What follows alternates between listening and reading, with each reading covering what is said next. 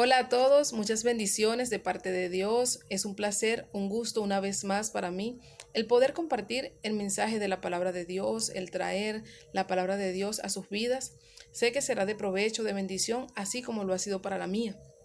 El día de hoy voy a hablar sobre un tema que todos nosotros quizás hemos escuchado, lo hemos vivido, sabemos de lo que se trata, pero que también en el momento en que Dios permite que atravesemos esos momentos, hay muchas cosas que se nos olvida, hay muchas cosas que por motivo de la situación, de la adversidad, de la circunstancia, se nos olvida que es Dios quien lo permite y que Él siempre estará con nosotros. Hoy quiero hablar bajo el tema, el proceso es de Dios. Sí, el proceso única y exclusivamente viene de parte de Dios. Cuando estudiamos la palabra nos damos cuenta que una cosa va a ser la tentación y otra cosa es el proceso que Dios trae y permite en nuestras vidas, pero que quizás a veces no comprendemos el para qué. El para qué Dios permite el proceso en nuestras vidas. Y en medio de que estamos en esa circunstancia, en ese proceso, en ese desierto, muchas veces le preguntamos a Dios, Señor, pero ¿por qué? ¿Por qué? ¿Por qué? Y nunca preguntamos el para qué. El para qué Dios permite tal circunstancia en nuestras vidas. Para comenzar el tema del día de hoy, voy a estar leyendo en el libro de Salmos, en el capítulo 94, en el versículo número 12, que dice así. Bienaventurado el hombre a quien tú, Jehová, corriges y en tu ley lo instruyes. Voy a repetir el versículo que está el día de hoy en el libro de Salmos, en el capítulo 94, versículo número 12. Bienaventurado el hombre a quien tú, Jehová, corriges y en tu ley lo instruyes. Es decir, que todos nosotros, usted y yo, somos bienaventurados cuando el Señor nos instruye, cuando nos corrige. Y para eso es el proceso. El Señor permite el proceso en nuestras vidas para corregir muchas cosas que nosotros sabemos que están en nosotros y aún las que están muy escondidas en el fondo, en el interior de cada uno de nosotros, que quizás ni nosotros llegamos a conocer, pero el Señor sí. El Señor comienza a trabajarla, comienza a procesarla. Cuando preparaba la enseñanza del día de hoy, busqué algunos conceptos de lo que es el proceso y lo que es la aflicción para comprender un poco más el tema. Y la definición de proceso dice que es el procesamiento o conjunto de operaciones a que se somete una cosa para elaborarla o transformarla. Repito, dice que es el procesamiento o conjunto de operaciones a que se somete una cosa para elaborarla o transformarla. Nosotros no somos un objeto, somos seres humanos, pero recordemos que en las manos de Dios somos vasos de barro, en manos del alfarero. Es decir, que todas esas cosas que están en este vaso de barro, el Señor, siendo el alfarero, quiere tomarla y comenzar a transformarla, comenzar a procesarla para quitar de raíz todo eso que al Señor no le agrada. Y cuando estudiamos lo que es la definición de aflicción, nos dice que es un profundo sentimiento de tristeza, pena, dolor o sufrimiento. Cuando estamos pasando algún proceso, sí, vienen esos momentos de aflicción, esos momentos de tristeza, esos momentos de incertidumbre, esos momentos en que a veces nos sentimos solos. Pero el Espíritu Santo nos ayuda a entender que Dios está allí, que su presencia no nos ha abandonado. Solamente que como seres humanos a veces sentimos que es tan fuerte lo que estamos atravesando que queremos que el Señor rápidamente nos saque de ese proceso. Pero el proceso el Señor lo permite para que aprendamos algo. Cuando estudiamos muchas de las vidas de los personajes bíblicos, nos vamos a dar cuenta de que el Señor algo le enseñó, de que el Señor le permitió vivir procesos, momentos muy, muy difíciles, pero que al final del camino ellos pudieron entender, pudieron comprender, pudieron aprender muchísimas cosas. Hoy vamos a estudiar 3 personajes bíblicos que nos dan bastante enseñanza de lo que es atravesar un proceso, vivir un proceso, pero salir victorioso de ese proceso de la mano del Señor. El primer personaje que vamos a estudiar el día de hoy es el personaje de Moisés. Moisés, como todos sabemos, fue un hombre que creció en Egipto, pero que aunque creció en Egipto, no creció siendo esclavo como el resto de la población del pueblo de Dios. Ellos habían crecido siendo esclavizados, maltratados, desechados de ese lugar.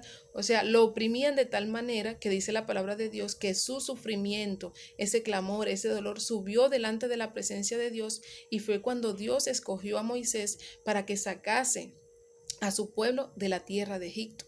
Pero Moisés no nació ni creció siendo esclavo.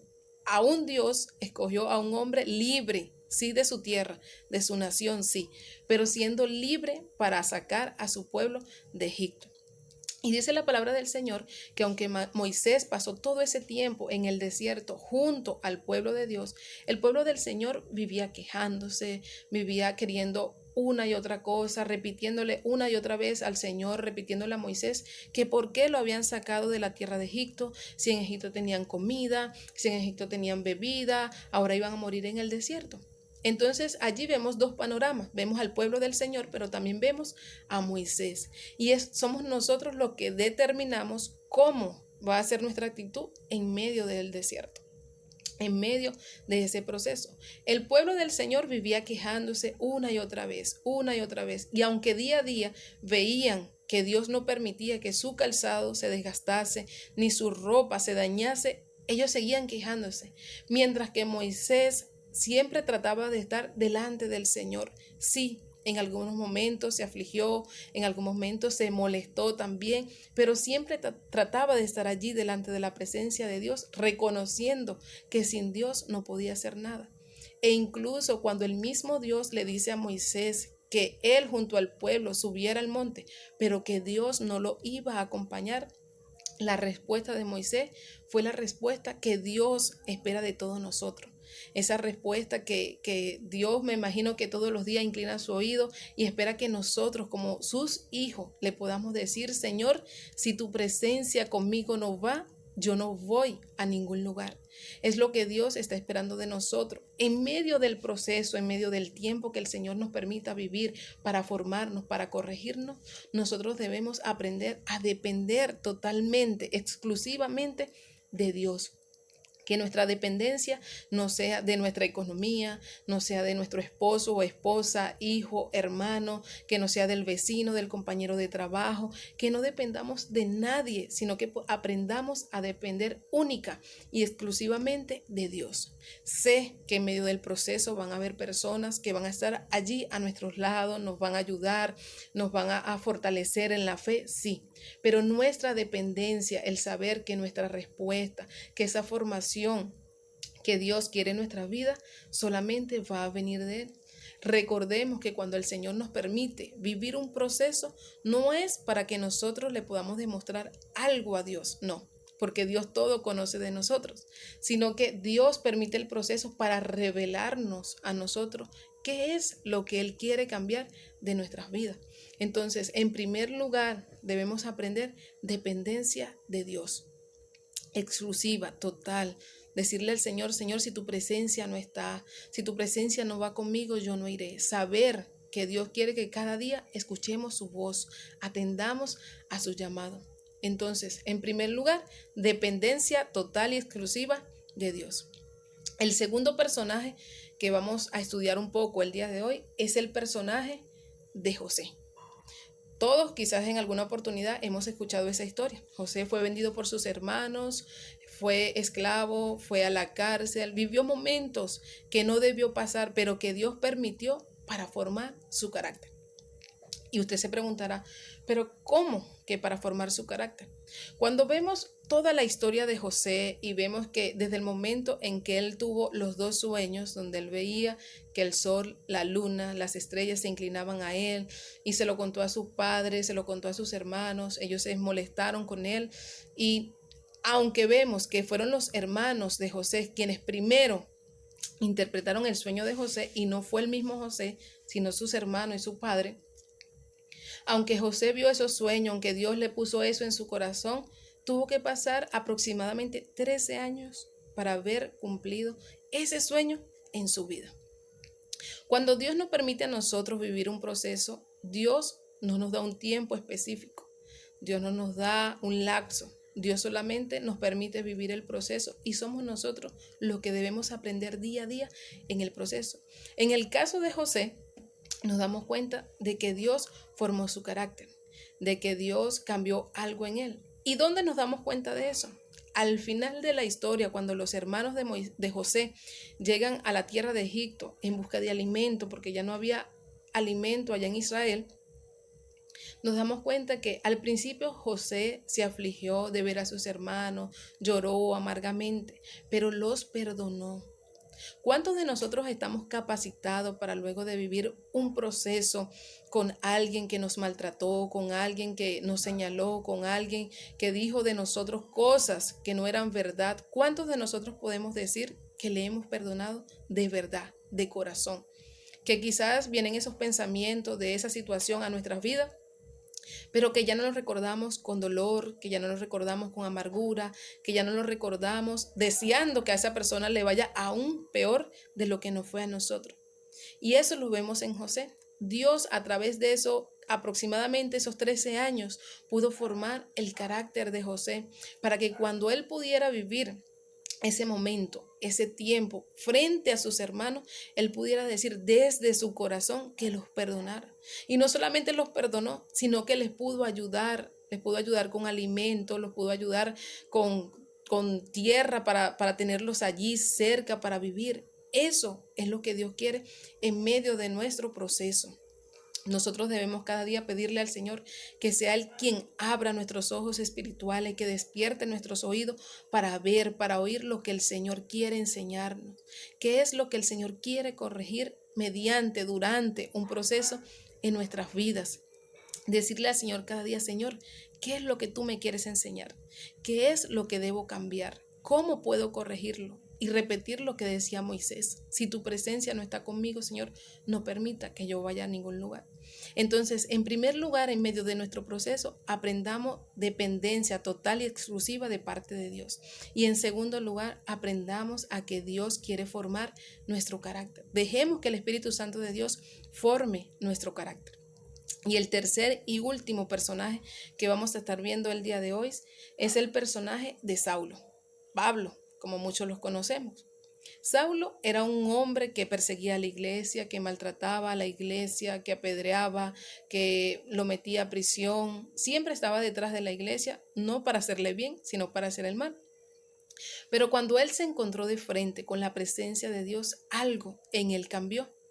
Dice que el Señor, ¿verdad?, se le apareció a Saulo en ese momento. Él quedó ciego, pero luego el Señor restableció su vista por medio de un varón de Dios. Y al final, él quiso servirle al Señor. Pero cuando él decide en su corazón servirle a Dios, los discípulos no creían en esa conversión. Los discípulos no querían enseñarle, no querían estar con él. Sin embargo, Saulo convirtió lo que para él era un proceso que quizás pudo tomar la decisión de decir: hasta aquí llego yo y ya me devuelvo, ya no puedo más. Yo decidí aceptar a ese Jesús del que predican, a ese al cual yo perseguía. Pero sus discípulos, esos que son seguidores de él, esos que aprendieron de él, esos que están llenos de él, no me quieren recibir. Pero no fue la decisión que Saulo tomó en ese momento, sino que Saulo, que luego pasó a ser Pablo, tomó la decisión de seguir adelante. Independientemente de lo que dijeran los discípulos, independientemente de que si los discípulos le querían enseñar o no le querían enseñar, Saulo ya había tomado una decisión de seguir a Cristo. Y se mantuvo en esa decisión. En medio de nuestro proceso van a venir muchos pensamientos de tirarlo todo, pensamientos de volver atrás, pensamientos de que el Señor nos dejó solo, de que nos abandonó, de que nos trajo a servirle, pero es más difícil de lo que veíamos allá afuera. Todos esos pensamientos van a venir a nuestra mente, pero nosotros debemos tener la autoridad de reprender todos esos pensamientos de nuestra mente, de nuestro corazón, y saber que ese Dios, el cual nos llamó, el cual nos dio el privilegio de servirle, de adorarle el día de hoy, también está con nosotros. Recordemos que el Dios que tuvo Moisés, el Dios que tuvo José, el Dios que tuvo Pablo, es el mismo Dios que tenemos nosotros el día de hoy. Y recordemos siempre, el proceso lo permite, lo trae Dios a nuestras vidas para que aprendamos a depender de Él, para que nosotros podamos formar por medio del Espíritu Santo nuestro carácter y para que nos mantengamos firmes, creyendo, confiando en Él. Busquemos más del Señor, busquemos más de su presencia. Pidámosle al Espíritu Santo, el cual mora acá en nosotros. Pidámosle que cada día sea Él formándonos, que cada día Él sea ayudándonos, que cada día Él nos guíe, que cada día Él nos forme. Aprendamos a depender totalmente de Dios y vivamos con gozo nuestro proceso. Vendrán esos momentos de aflicción, sí, esos momentos de dolor, de tristeza, de ganas de llorar. Pero como siempre lo digo, si en algún momento queremos llorar, si en algún momento queremos derramarnos, que sea delante de la presencia de Dios. Recordemos que el Dios, el cual tú y yo le servimos, da la paz, no como la da el mundo, sino una paz abundante, esa paz que sobrepasa todo entendimiento. El proceso es de Dios. Que el Señor te bendiga, que el Señor te guarde. Espero que puedas meditar cada una de estas palabras, cada uno de estos personajes, puedas meditarlo, puedas estudiarlo un poco más y aprender más de la palabra del Señor. Espero haya sido de provecho, de bendición, de edificación para tu vida. Dios te bendiga.